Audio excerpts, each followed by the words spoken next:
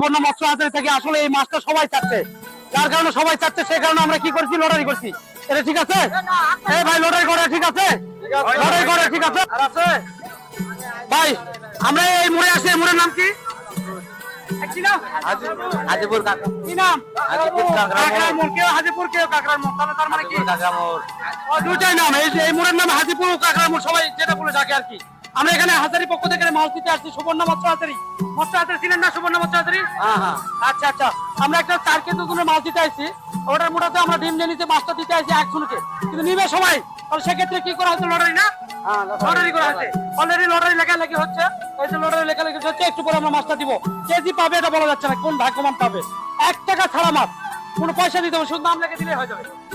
তো ঠিক আছে, আমাদের এটা হওয়ার পর আবার যখন মাছটা দিব তখন আপনাদেরকে আবার দেখাচ্ছি। ইনার চোখ বাঁধে দিলে কি কোনো সমস্যা আছে? হ্যাঁ, পড়া তুলবে, পরে তুলবে।